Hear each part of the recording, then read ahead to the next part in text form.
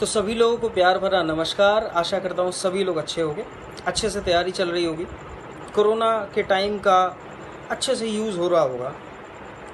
तो अभी हम करने वाले हैं प्रोबेबिलिटी का सेकंड पार्ट। फर्स्ट पार्ट हम डिस्कस कर चुके थे, उसके बाद हमने कॉम्बिनेशन परम्यूटेशन भी डिस्कस करा था, बहुत अच्छे से डिस्कस करा था। मैंने सारी चीज़ें बताई थी कि प्रोबेबिलिटी को सिर्फ किताबी तरीके से नहीं पढ़ते, हम कहीं भी लगा सकते हैं, कैसे भी लगा सकते हैं। और हम ये समझते हैं ना, देखो प्रोबेबिलिटी में सबसे ज़्यादा प्रॉब्लम्स आती हैं क्योंकि किसी डेप्थ में नहीं पढ़ा जाता। सबसे पहले देखते हैं प्रोबेबिलिटी होती क्या है, इसकी ज़रूरत क्यों होती है और कहाँ कहाँ इसे अप्लाई करा जा सकता है। ये सब चीज़ें मैंने बताई थी without any formula, without any written documents या जो भी किताबी तरीके से, मैंने बिल्कुल फैमिलियर तरीके से इसे एक्सप्लेन किया। और ये भी बताया था कि प्रोबेबिलिटी बिल्कुल परसेंटेज की तरह है। अगर आपको परसेंटेज सॉल्व करना आता है तो आपको प्रोबेबिलिटी भी सॉल्व करना आता है। हालांकि थोड़े से केसेस या थोड़े से क्वेश्चंस डिफरेंट हो जाते हैं, तो उनकी प्रैक्टिस की जा सकती है। और ये कुछ स्टेटमेंट थे जो डिफाइन करते हैं कि ये प्रोबेबिलिटी का ही केस है। Most probability it will rain, most probably it will rain. कई बार हम बोलते हैं कि भाई बारिश होने वाली है आज या नहीं होने वाली, तो प्रोबेबिलिटी का ही केस है। मीन्स चांसेस की जहाँ भी वैल्यू हो, मतलब चांसेस की जहाँ भी बात हो, वो प्रोबेबिलिटी का केस ही काउंट किया जाता है। ठीक है, तो ये मैंने बताया था।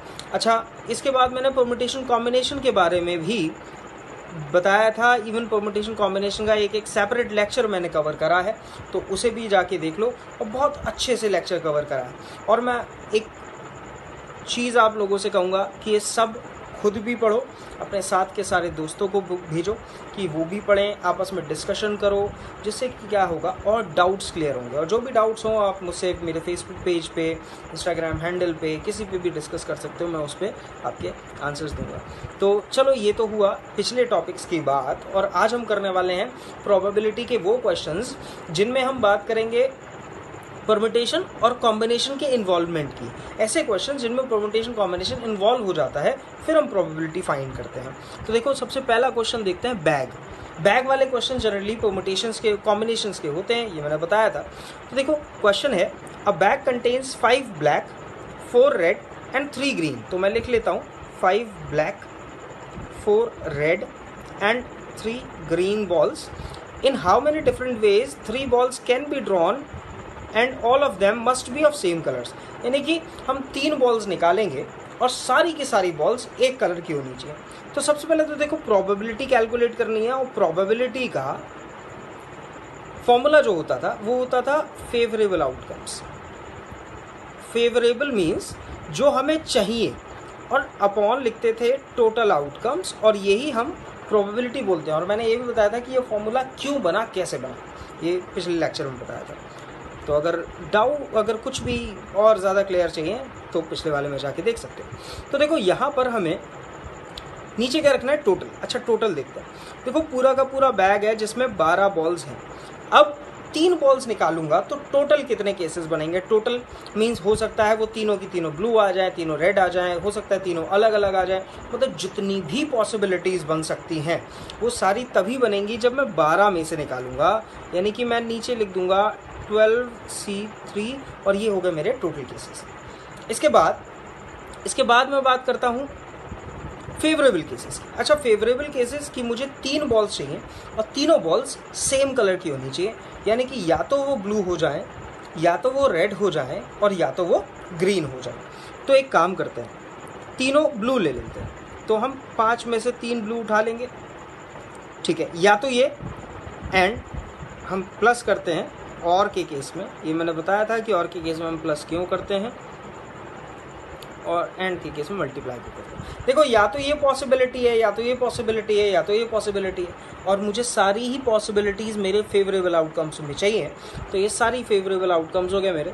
इसे सॉल्व करेंगे। 5C3 को मैं डायरेक्ट लिख दे रहा हूँ 10, 4C3 is 4, 3C3 is 1 divided by, इसे सॉल्व करने का मैंने शॉर्टकट बताया था 12 इंटू 11 इंटू 10, क्योंकि नीचे फैक्टोरियल 3 है ना, तो 3 टर्म्स इसकी खोल के लिख देते हैं। फैक्टोरियल 4 होता है तो 4 टर्म्स खोल के लिख देते हैं डिसेंडिंग ऑर्डर में, और बाकी का फैक्टोरियल 9 जो आएगा इन दोनों का डिफरेंस वो डायरेक्ट कैंसिल कर देते हैं। नीचे लिख देते हैं फैक्टोरियल 3 को भी ओपन करके, तो ये 3 इंटू 2 इज 6 और 6 इंटू 12 2। तो ये आया 15 डिवाइडेड बाय 2 इंटू 11 22 एंड 2 2 0। तो आंसर वुड बी 15 बाय 2 2 0, ये आंसर होगा। तो ये तो था हमारा बेसिक सा क्वेश्चन। अब देखो इसके बाद हम आते हैं अल्फ़ाबेटिकल क्वेश्चंस पे। कुछ अल्फ़ाबेटिकल क्वेश्चंस लेंगे, कुछ कंडीशनल क्वेश्चंस लेंगे, सारे क्वेश्चंस लेंगे, अच्छे अच्छे क्वेश्चंस हैं। अब ऑनलाइन स्टडीज़ में सबसे ज़्यादा एडवांटेज यही मिलते हैं कि अगर मास्टर साहब हल्के बोल रहे हैं तो उन्हें तेज़ कर दिया जाए चाबी बना भर के, और अगर तेज़ बोल रहे हैं तो उन्हें हल्के कर दिया जाए 0.75 की स्पीड पर। बहुत सारे ऑप्शंस हैं आपके पास। तो देखो क्वेश्चन है अगला, a letter is chosen at random from the word assassination. Assassination word है, what is the probability that it is a vowel. मतलब मुझे क्या करना है, इन सब में से एक लेटर उठाना है, एक लेटर उठाना है और वो वॉवल होगा, उसके क्या चांसेस रहेंगे। तो मैं एक बार यहाँ ये लिख लेता हूँ। अब ये तो बिल्कुल परसेंटेज बन गया। देखो वॉवल्स कितने, 1 2 3 4 5 6, यानी कि 6 वॉवल्स हैं। और कॉन्सोनेंट्स कितने हैं, कॉन्सोनेंट्स हैं 1 2 3 4 5 6 7 कॉन्सोनेंट्स हैं, ठीक है। और मुझे क्या करना है, मुझे यहाँ पर प्रोबेबिलिटी निकालनी है कि मतलब मैं सारे लेटर्स में से एक लेटर उठाऊंगा तो मेरा वॉवल होना चाहिए। तो वॉवल कितने तरीके से आ सकता है, 6 में से मुझे कोई भी एक वॉवल मिल सकता है। और नीचे क्या आएगा, टोटल 13 लेटर में से कोई भी एक लेटर मुझे उठाना पड़ेगा, यानी कि ऊपर आएगा 6 और नीचे आएगा 30। अब देखो एक बड़ी अच्छी सी चीज़, सी की ज़रूरत, कॉम्बिनेशंस की ज़रूरत हमेशा तब पड़ती है जब हम एक से ज़्यादा ड्रॉ करते हैं। यहाँ पर मैं कॉम्बिनेशन ना लगा के डायरेक्ट भी आंसर लिख सकता था, लेकिन कॉम्बिनेशन हम लगा के दिखा सकते हैं, और ना दिखाना चाहे तो ना दिखाएं, क्योंकि 6C1 की वैल्यू डायरेक्ट भी 6 आएगी और 13C1 की वैल्यू डायरेक्ट भी 13 आएगी। लेकिन अगर इससे ज़्यादा, एक से ज़्यादा ड्रॉ होते हैं तो बिना कॉम्बिनेशन के काम ही नहीं चल सकता है।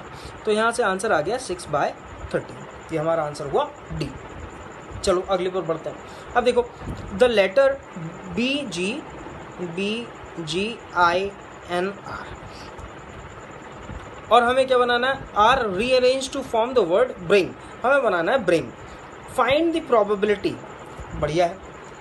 मतलब हमें क्या करना है, इन सारे लेटर्स से एक वर्ड बनाना है और जो वर्ड है ब्रिंग।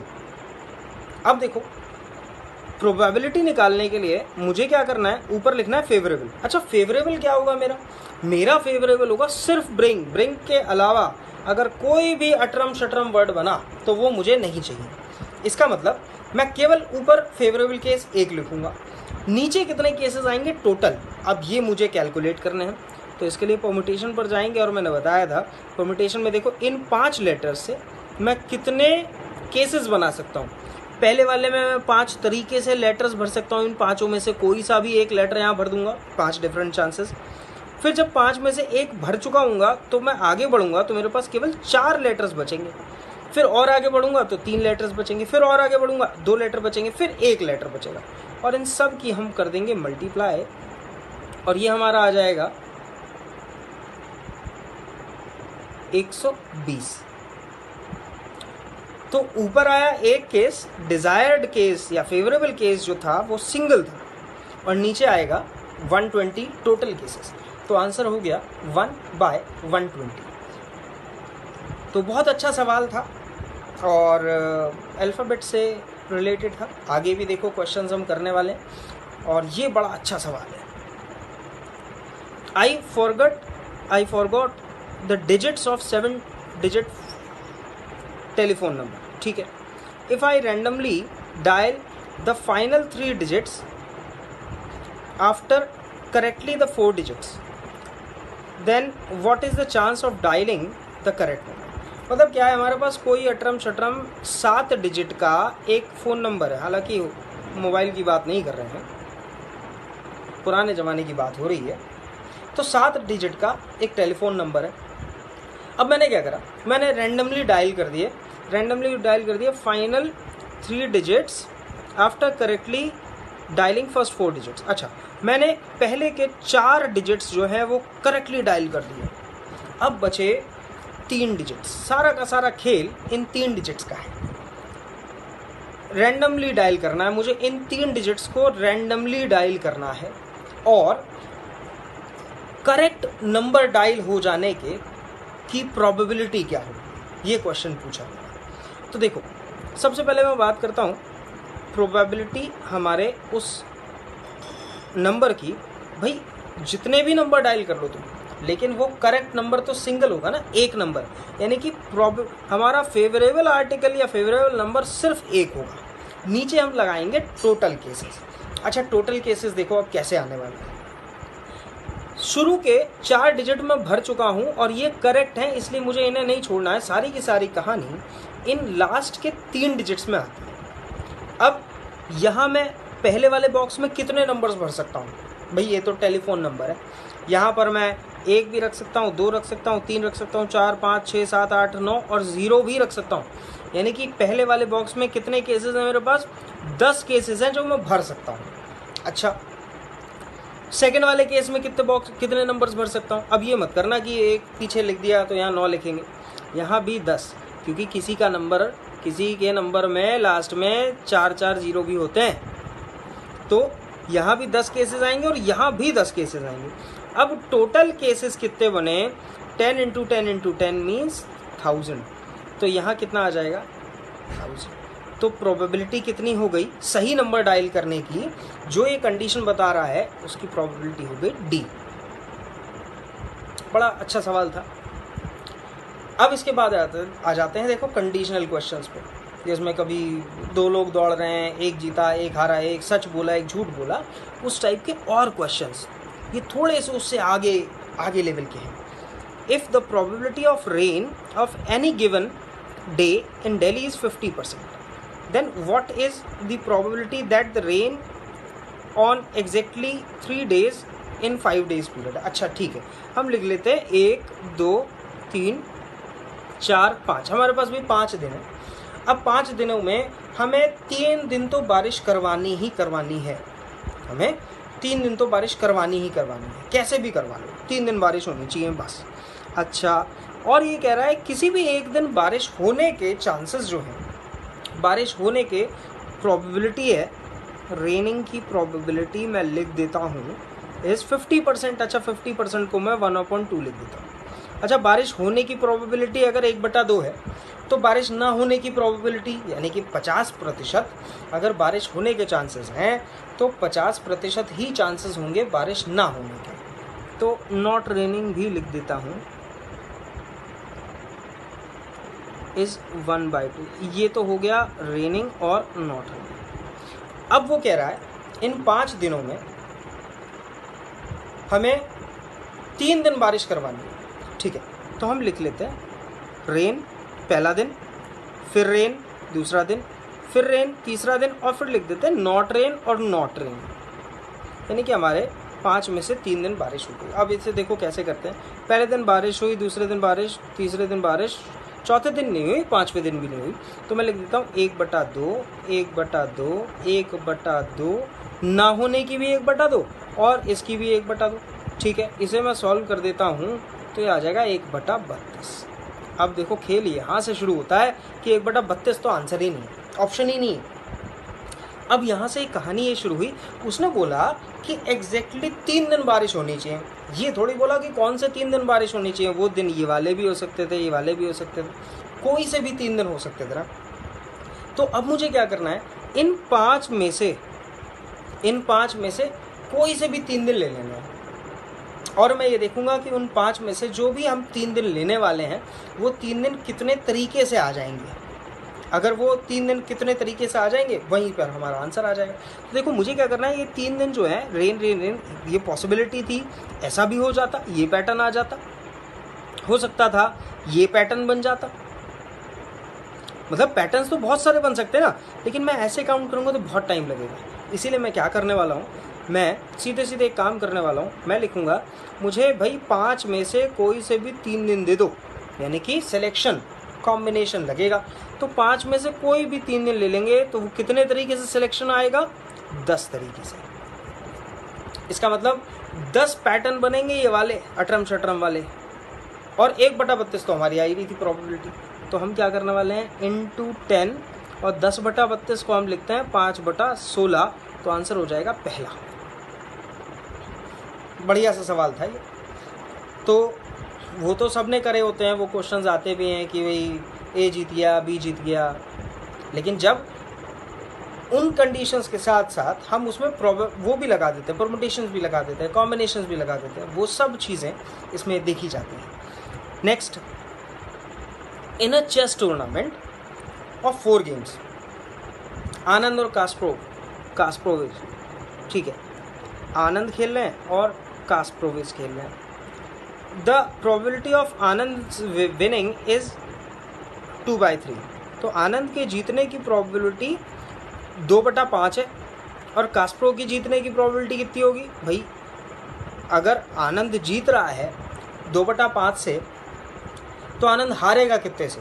1 - 2/5 यानी कि 3/5 से हारेगा, और जितने से आनंद हारेगा उतने से ही कास्प्रोविच जीतेगा, क्योंकि 2 ही लोग हैं गेम में, ठीक है। Probability of individual game draw is 0, मतलब इस गेम में कोई ड्रॉ नहीं होना है, या तो जीतेगा या तो हारेगा।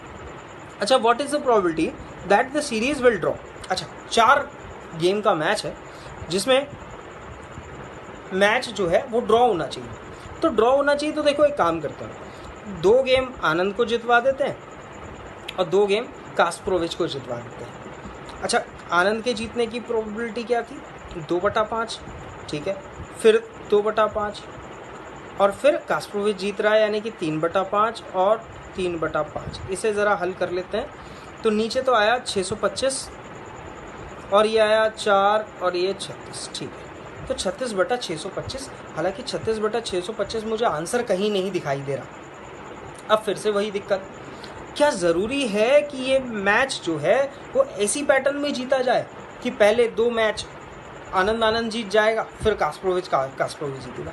भाई ये पैटर्न चेंज भी तो हो सकता है, ऐसे भी हो सकता है, ये पैटर्न ऐसे भी हो सकता है ना। तो इस पैटर्न को बनाने के तरीके हम देखेंगे, कितने तरीके से इसे फॉर्म किया जा सकता है। तो क्या है, देखो 4 का पैटर्न है, इन 4 में से कोई भी 3 चीज़ें ले ली जाए, सॉरी 2 है ना।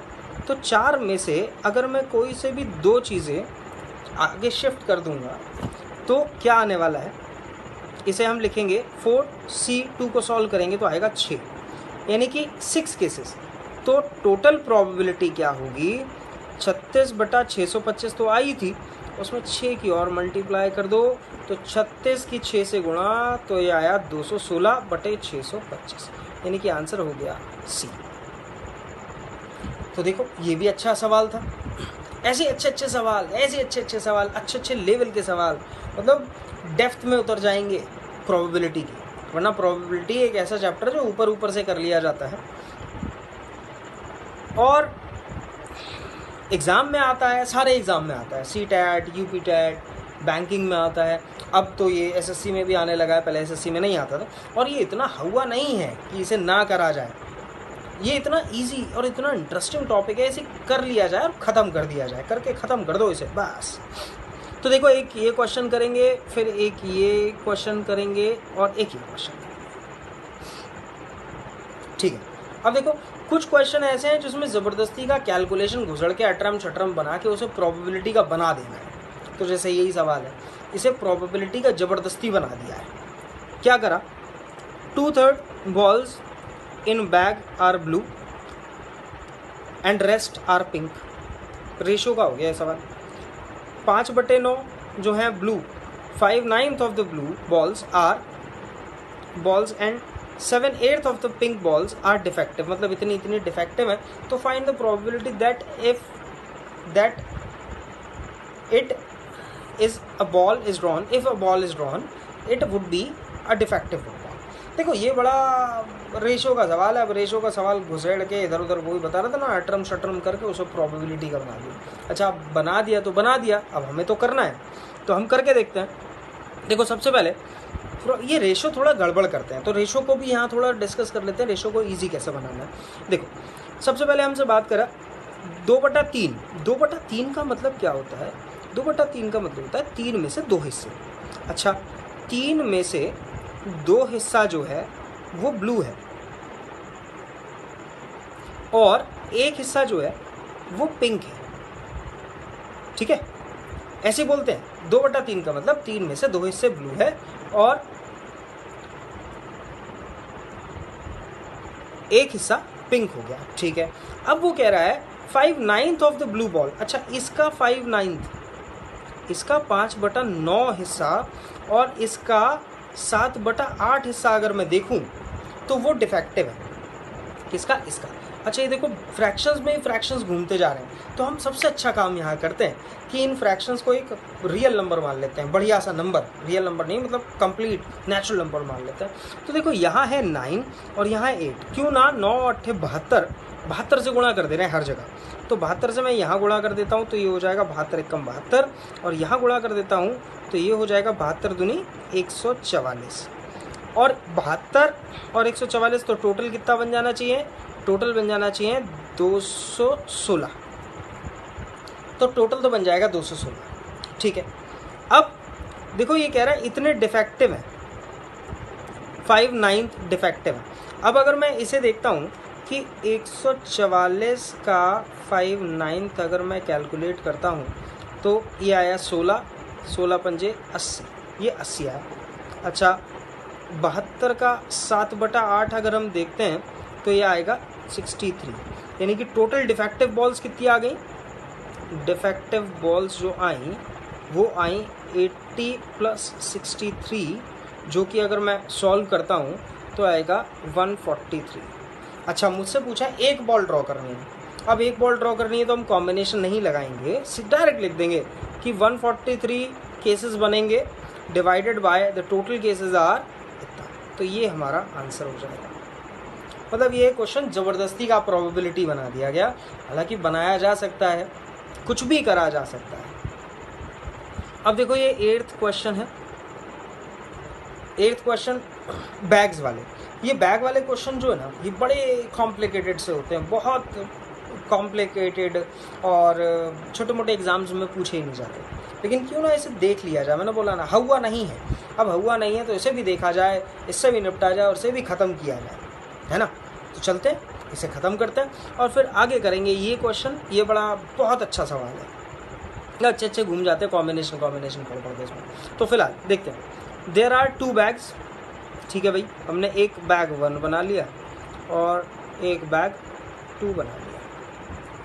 1 bag contains 4 white and 2 black balls. ठीक है, तो 4 वाइट हो गई एंड 2 ब्लैक बॉल्स। ठीक है, second bag contains 5 white and 4 black balls. सही, बहुत अच्छी। अच्छा, आगे बोल रहा है 2 balls are transferred from the first bag to the second. मतलब यहाँ से मैं 2 बॉल्स को इसमें ट्रांसफ़र करने वाला हूँ, 2 बॉल्स को पहले वाले बैग में से दूसरे वाले बैग में ट्रांसफ़र करने वाला हूँ। बहुत अच्छी बात है। Then 1 ball is taken out from the second bag. फिर मैं इस बैग में से एक बॉल निकालूंगा। Then what is the probability that ball is white. मतलब मुझे ये सारा ताम झाम करना है और फिर उस ताम झाम के बाद ये देखना है कि सेकेंड वाले बैग में से अगर मैं एक बॉल निकालूंगा तो वो वाइट होगी और उसकी प्रोबेबिलिटी बतानी है। बहुत अच्छी बात है। तो देखो, सबसे पहले यहाँ सारे केसेस डिस्कस कर लेते हैं कि कितने केसेस हो पाएंगे, कितने केसेस हो पाएंगे। देखो, सबसे पहली चीज़, सबसे पहले हमें करना क्या है, हमें क्या करना है, फर्स्ट बैग में से 2 बॉल्स ड्रॉ करनी है। 2 बॉल्स फ्रॉम 1 बैग B1। अब वहाँ देखो क्या क्या पॉसिबिलिटी है। सबसे पहली पॉसिबिलिटी हो सकता है दोनों की दोनों वाइट हो जाए। दूसरी पॉसिबिलिटी हो सकता है एक वाइट हो जाए और एक ब्लैक हो जाए, और हो सकता है दोनों की दोनों ब्लैक हो जाए। ये तीनों पॉसिबिलिटीज़ हैं। अब पहले मैं इन पॉसिबिलिटीज़ को देख लेता हूँ। देखो, पहले अगर 2 वाइट निकलना, दोनों वाइट निकल आए तो कितने तरीके से दोनों वाइट निकल कर आएंगी, इसकी प्रोबेबिलिटी लिखते हैं। 2 वाइट निकलेंगी, कैसे, 4C2 डिवाइडेड बाय 6C2। क्यों लिखा 4C2 डिवाइडेड बाय 6C2? देखो 4C2 मीन्स हमें इस वाइट में से 2 बॉल्स निकालनी है, और नीचे लिखा हमने 6C2 क्योंकि टोटल बैग में से ही 2 बॉल्स निकालनी थी। ये तो हो गया पहला वाला केस। अच्छा, इस केस को सॉल्व करते हैं। एक वाइट निकलेगी और एक ब्लैक निकलेगी, तो एक वाइट कितने तरीके से निकलेगी, 4C1 इंटू एक ब्लैक निकलेगी इसमें से 2C1 divided by again 6C2। और मैं तीसरे केस की बात करता हूँ जिसमें दोनों ब्लैक निकलने वाली हैं, तो 2C2 डिवाइडेड बाय 6C2। ये हमारे टोटल केसेस बन गए। अच्छा, इसे सॉल्व भी कर लेते हैं। इसे जब मैं सॉल्व करूँगा तो देखो 4C2 को मैं लिखता हूँ 6, और 6C2 को हम सॉल्व करेंगे तो हमारा आएगा 6 इंटू 5 डिवाइडेड बाय 2 इंटू 1, और इसे मैं लिखूँगा 15। इसे मैं सॉल्व करूँगा तो ये आएगा 4 इंटू 2 8 बाय 15, और इसे मैं सॉल्व करूँगा तो आएगा 1 बाय 15। ठीक है, यानी कि हमारे पास ये 3 केसेस आ गए।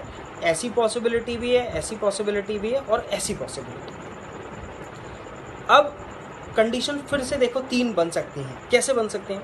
मान लो हमने यहाँ से 2 बॉल्स निकाली और दोनों वाइट बॉल इसमें चली गई, और फिर हमने उसमें से ड्रॉ निकाला, उसमें एक बॉल, इस वाले बैग में से एक बॉल निकाली।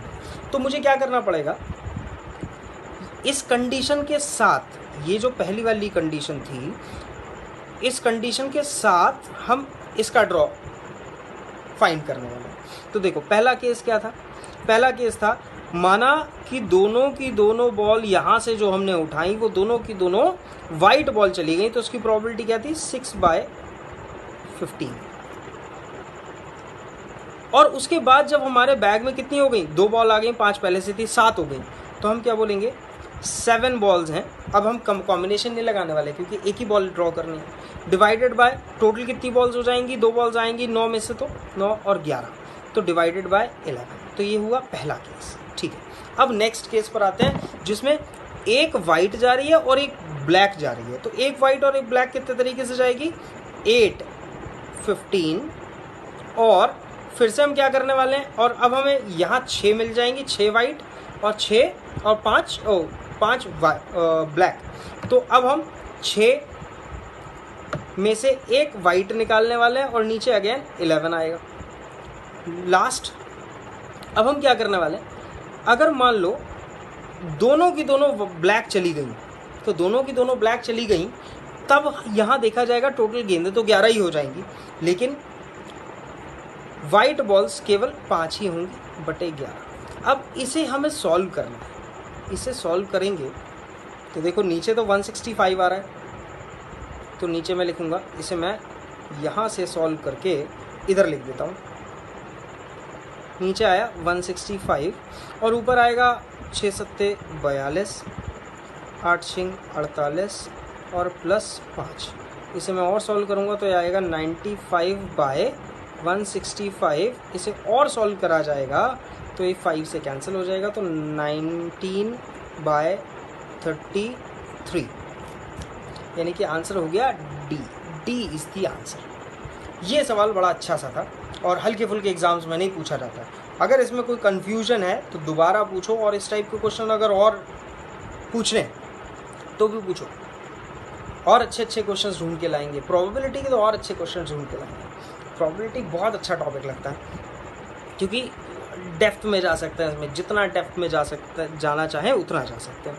अब देखो नेक्स्ट क्या है, Badri has 9 pairs of dark blue socks and 9 pairs of black socks. ठीक है, 9 पेयर्स को हम 9 इंटू 2 करके लिख देते हैं, ये हैं ब्लू, और 9 इंटू 2 9 पेयर्स हैं black.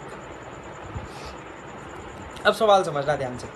He keeps them all in the same bag, ये सारे के सारे एक ही बैग में रखे हुए हैं। कितने हैं? If he picks out 3 socks at random, मतलब वो क्या करता है, तीन मोजे निकाल लेता है, 3 मोजे निकाल लेता है।